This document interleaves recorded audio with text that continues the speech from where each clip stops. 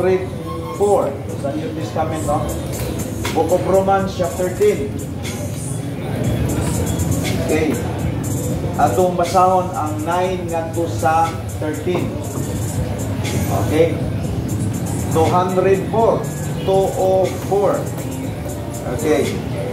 Verse number 9 ngadto sa 13. Inilang sa atong isgutan kay limitado raman tang ato ang gitawag of time sa ato ang pagtuon sa Bible. Okay. Nanaliya.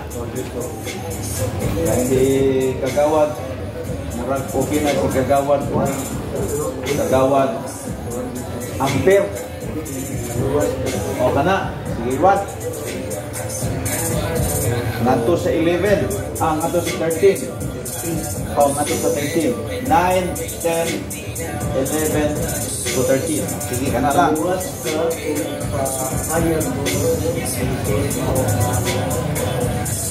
Jesus mauhang iban ang siya sa mo kita matarang sa Diyos kay tuuman kita kasing kayo na luwas kita kay isahayag masakit kay ang kasulatan ng Diyos na nagsunog kaniya hindi kayo ulawan alang kini sa tanan kay wala may kalainan sa mga Hudyo o sa Hudyo kay usa lamang ang Ginoo alang sa tanan o pananalanginan ang tanan nga nagasaksig kaniya sumala ang kasulatan ang tanan nga nagasaksig kanalan sa Ginoo maluwas. Okay, so klaro ang diskutan dihanon. Actually si Pablo may nagsulat ani gigamit niya siya ang gigamit sa Dios nga instrumento nga ipaluan na to unsay paagi nga ang tao maluwas. Unsay paagi sa ay paagi aron maluwas, no? Verse 9 ingon diha, maluwas ka kung ipahayag mo nga si Jesus mao ang Ginoo o sa kinasingkasing mutuo ka nga gibanhaw siya sa Dios. So, sanahin, imong makita diha nga ang kaluwasan naa diha sa imuhang pag-angkon o pagdawat ni Ginoong Hesus. Na, di ba? Tingnan diha. Maluwas ka kung ipahayag mo nga si Jesus maong Ginoo o sa kinasingkasing mutuo ka nga gibanhaw siya sa Dios. So, gisulti diha nga ang kaluwasan naa diha sa imong pag-angkon o pagtuo nga si Jesus ang imuhang Ginoo. So makita nimo diha sa verse number 10, after nga nagdawat ka ni Kristo ng tuo, unsay nahitabo diha sa verse 10. Ibasa ko. Verse 10. Sige kana, what? Di mo kitang matarong sa Dios kay nagtuo man kita sa kinasingkasing gayon kung maluwas kita kay kita hayag man atong pili. Okay.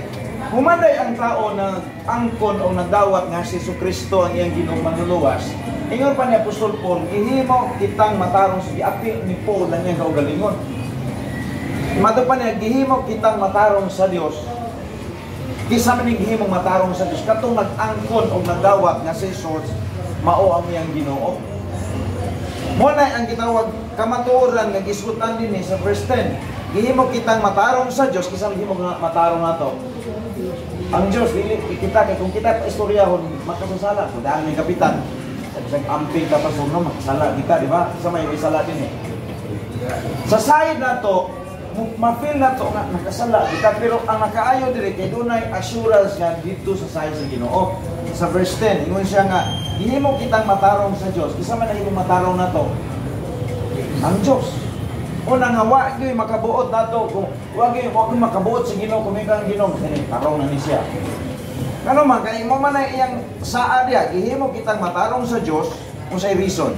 Kaya nagtuuman kita, sa kinasingkasing gayon, o naluwas ka ng word naluwas, wag pa humana. Humana. Buti pasabot nga, ang tawag ay nga nagtuon ni Kristo, mamatay man kita din, siguro yung matug langit.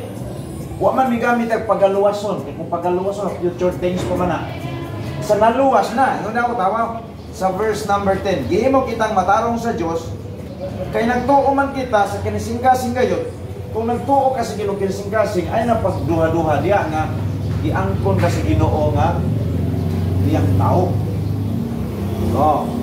Abi ninyo sudianan ni kapitan pa ko nga kagiagi ko di si barangay na barangay ini sa una. Katong ang dako kay improvement pa. Batayan ninyo. Previous ng mga tawag na to, mas kusog ang project diri sa inyong barangay. Nakuratan gani ko ko naman kayo ninyo ang Vicar Center. Diya, kunya ka na achievement ninyo oy. Muna nga lisod no gani matangtang ning kini nga grupo. Kailangan na may makita sa tao. Di ba? Makita na to no nga nganong hitabo man daw na. Okay, mutana ko ninyo sa kadaghan sa barangay. Dira gini ka barangay diri ba sa Pilipinas? Kanya nganong nadiri man na tungod kay nakita sa Ginoo nga limpay Ginoo sa kinabuhi. Basta malipay ang Ginoo sa kinabuhi, nagay buhaton sa kinabuhi. Nagay buhaton niya. Masultianay man ni kapitan ganiha. Ingo nga ang gibuhat sa Ginoo diri sa inyo. Dili ni ingon nga tawo nagbuhat na niya ay Ginoo eh. No? Wala nga naipabor ang Ginoo sa mga tao nga nahimong priority nila ang tulong sa Dios. No? Tanawa sa verse 11. Verse 11, napag-isulti sa 11, makibasa ko.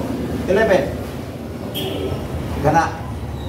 Kaya ang kasulatan na nag-ingon ang kaniya, hindi kayo maulawan. Oh, dili maulawan. Kung nagtuo daw kani sa Ginoo, di daw kuno ka maulawan. Di pasabot assurance man na. Oh, kay kitang tanan mga matay man kita. Pero before ta mamatay, kabalo ta nga oy mo di destinasyon ako. Kay di man daw kuno maulawan katong nagtuo sa Ginoo. Verse 12. Verse 12. Alang kini sa tanan ay wala may kalainan sa mga Hudyo kung sa dili Hudyo. Kay isa lamang ang Ginoo alang sa tanan ug pagpanalanginan ang tanan nga nagsangpit kaniya. O ang katong nagsampit daw sa Ginoo panalanginan. Kanya may numduman ako diri ikat 2018 until now. Sa inyong mga sesyon, di man yun mabiya ang pulong sa Ginoo. So nakalambigit man yun ang pulong sa Ginoo sa itong kinabuhi. Puro lang na sa Ginoo nga, panalanginan nila itong mga tao ang susuod sa iyahan. 13, last. Okay, kana. Sige, what? Sumalan sa kasulatan, ang tanan nga nagasangkit sa ngalan sa Ginoo. Oh, mamakak bang Ginoo ani? Hindi oy. Makita mo ko nato no sa abi ni mo manggod sa pagwali na ko sa barangay din Ginoo. Dunay kanang Santiago nagwali ko.